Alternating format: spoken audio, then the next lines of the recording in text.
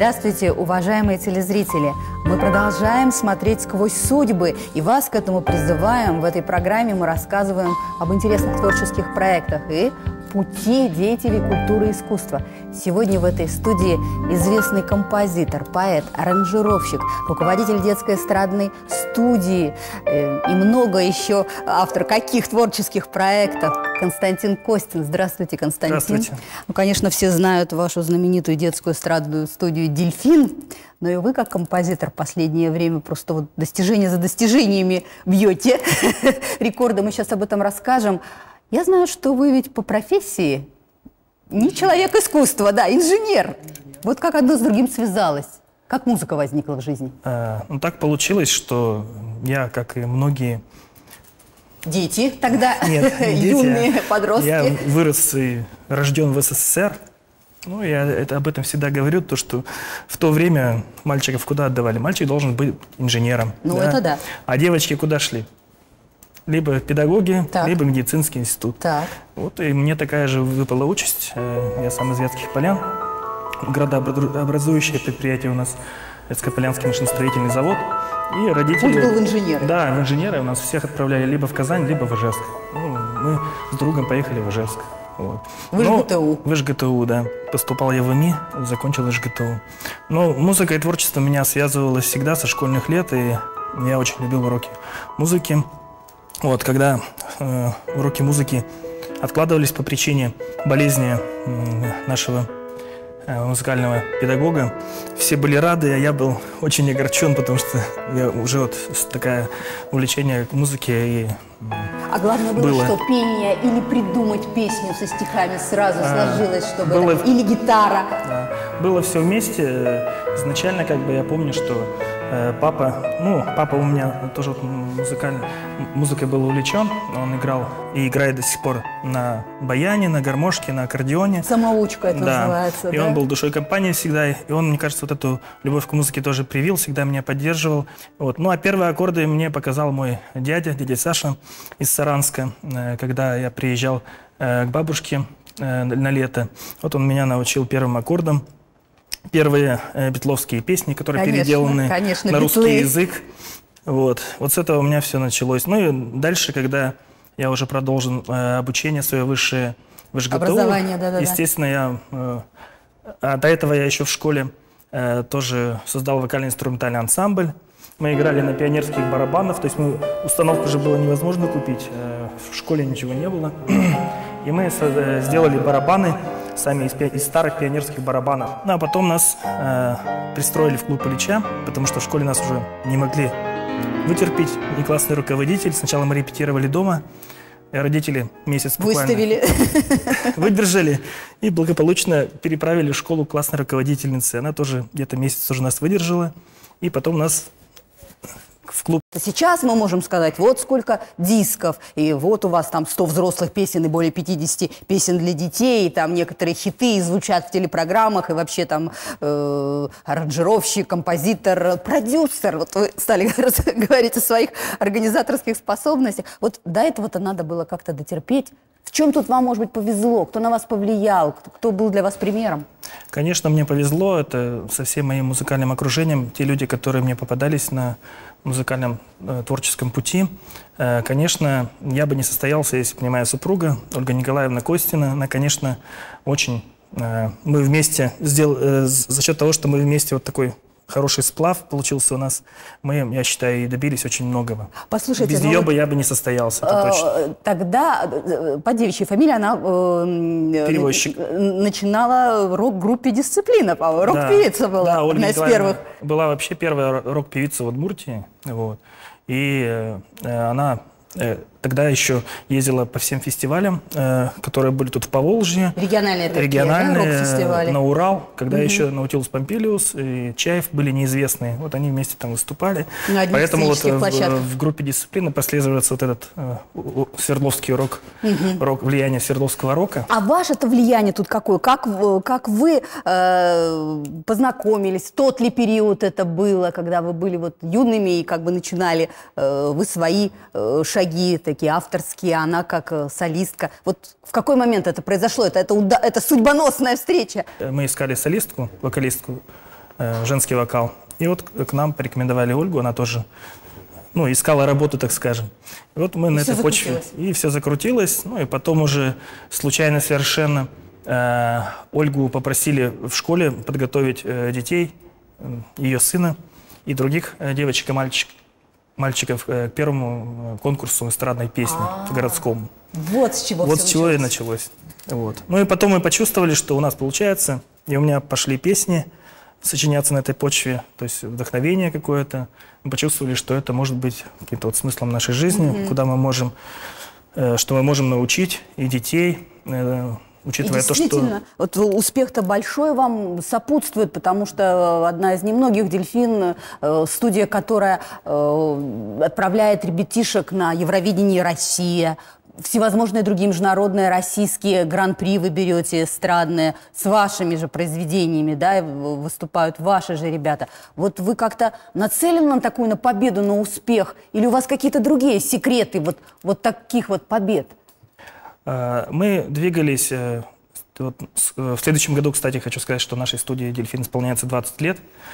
И все 20 лет мы, как всем говорим, маленькими шажочками идем к большому успеху. И я считаю, что мы очень многого добились, к чему стремились, мы практически всего добились.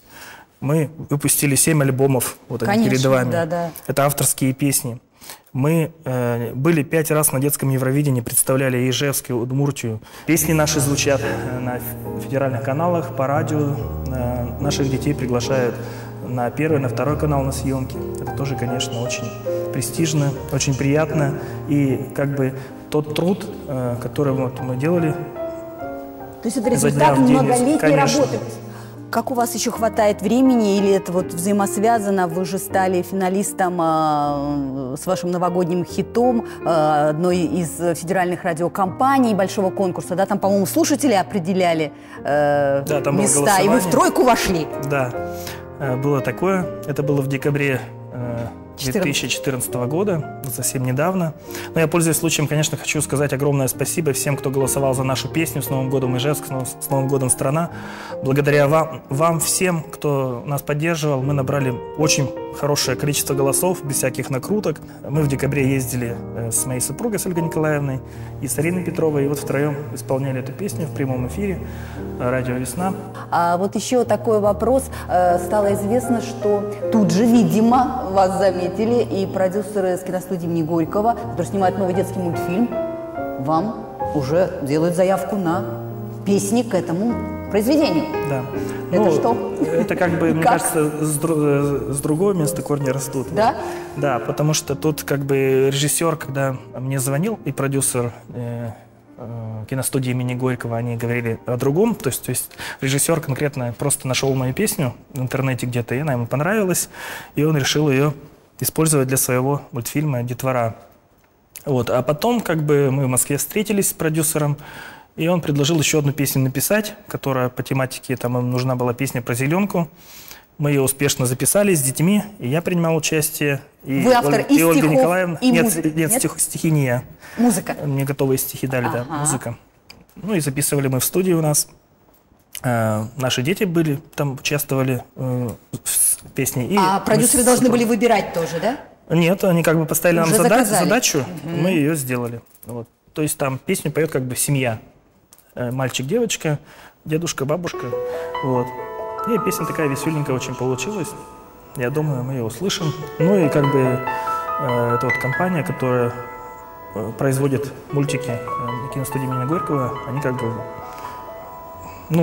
я считаю, довольны, да, и предлагают уже дальнейшее сотрудничество. То есть, возможно, и в новых мультфильмах. Да, возможно, и в новых. Услышим вашу музыку. Услышим, но я думаю, что любой автор мечтает, чтобы его песни звучали и на федеральных каналах, а тем более, если в мультике. Ну, я думаю, тоже это очень здорово.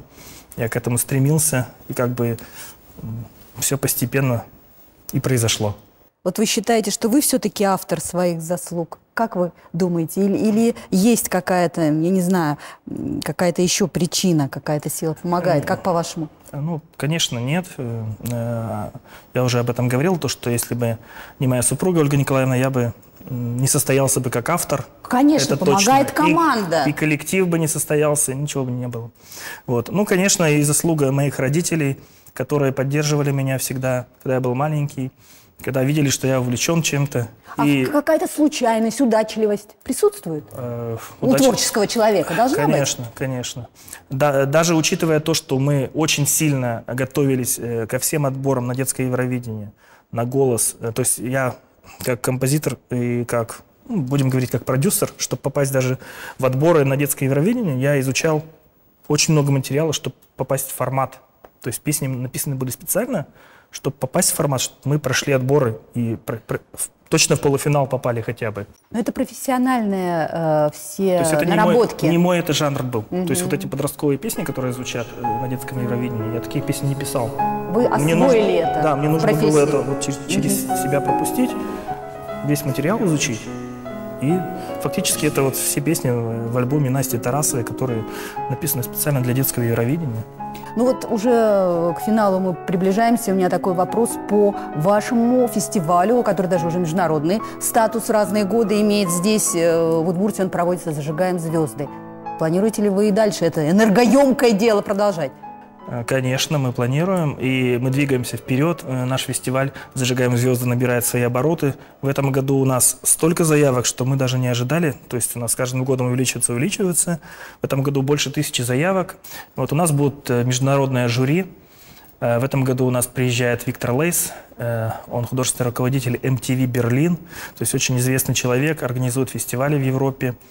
Вот. Также приезжает Андрей Биль, доцент Института современного искусства из города Москвы. И Вадим Гиглаури, он будет оценивать хореографию. Он тоже из Москвы, очень тоже известный хореограф, педагог. «Зажигаем звезды» какие номинации для молодых, юных артистов? Номинации в «Зажигаем звезды» у нас традиционные. Это эстрадный вокал, джазовый вокал, современный танец, эстрадный танец, народный танец, шоу, театр и мод. Мы стараемся, чтобы на нашем фестивале были довольны все, особенно дети. То есть у нас дети вообще там не скучают ни минуты. Да, они выступались, и им потом занимаются кураторы, у них организуются творческие мастер-классы, кто хочет на экскурсии. То есть мы создаем такую атмосферу и творческую, и эмоционально приятную. То есть у нас и дискотеки, досуг организован, кто хочет ездить на экскурсии. И мы рады, что все в восторге от Ижевска и от приема от нашего. Я очень, очень надеюсь, что вы дальше во славу нашего города, республики будете придумывать, делать свои проекты. Мы, конечно, будем следить за вашей славой на федеральном уровне, но и для Ижевска приятно, что вы много делаете. Спасибо. Спасибо вам. В этой студии был заслуженный работник культуры Удмуртской республики, композитор, продюсер, руководитель детской эстрадной студии «Дельфин» Константин Костин. До новой встречи на телеканале «Моя Удмуртия».